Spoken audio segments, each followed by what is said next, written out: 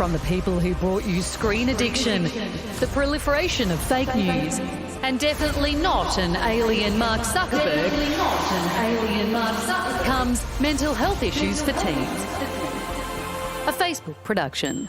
And the Wall Street Journal just leaked internal studies from Facebook. Facing yet another probe into Facebook's Coverup. The leak is a damning one. Facebook's own research, dating back as far as 2019, showing worrying mental health impacts for teens who use its offshoot Instagram. Impacts the social media giant played down just months ago. The research that we've seen is that using social apps to connect with other people can have positive mental health benefits. The head of Instagram telling reporters earlier this year that the effects on teen well-being are small and not widespread.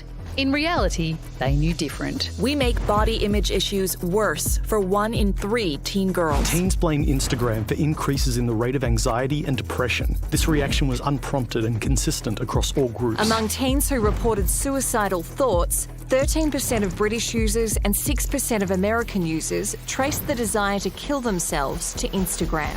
Those excerpts, according to the Wall Street Journal, part of a presentation summarising 3 years of research. Frankly, if all of this is true, it's woeful. These things shouldn't be swept under the carpet. The social media giant has responded, saying, "While the story focuses on a limited set of findings and casts them in a negative light, we stand by this research. It demonstrates our commitment to understanding complex and difficult issues young people may struggle with, and informs all the work we do to help those experiencing these issues." But experts say action has been lacking. It's shocking that the admission was there and the action isn't. Once you know you have a challenge with your platform, you think about ways to prevent the harms from happening in the first place rather than retrofitting in response to a Wall Street Journal chronicle. Social media bosses pressing ahead with plans to launch an Instagram for kids targeted at under 13s, despite huge backlash. 44 state attorneys general are very concerned that Facebook won't adequately protect children. Get kids addicted early. Oh, it's a horrible idea. This is a hard no for me. Now, US lawmakers are pushing to stop that in its tracks, working with a whistleblower to investigate what the social media giant knew and when.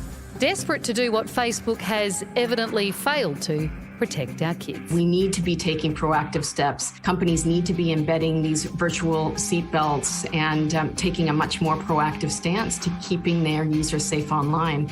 It is their responsibility. So, of course, if you find yourself in need of help for any reason, crisis support is available 24/7 through Lifeline. That number's 13 11 14. Gosh, it feels like the horse is bolted, doesn't it? You think, what can be done? And the reality is, creating an app that then goes on to become and have devastating consequences for children is one thing, and that is horrendous. But then knowing that and then going and creating an app that targets them is just evil. Well, if they want to make an Instagram for kids, why not make it for 12 to 16-year-olds? Like, instead of targeting... increase the risk, the age of current Instagram. Why not do that? I guess because there's already so many on. So what would you do? Get them to go across? Would they do it? Yeah. You have a little code.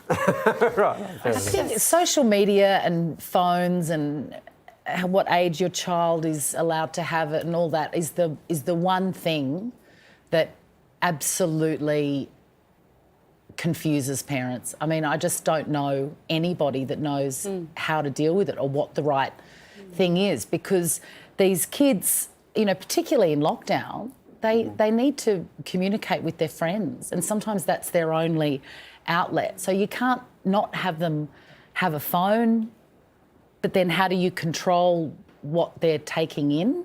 Yeah. It's almost like there is no answer, because you just want to unplug everything and set it alight in the backyard, but that's not the answer either. What we've done is we've taken the really important, essential things about life and moved it onto this devastating... It's like we've taken, like, broccoli and covered it in poison.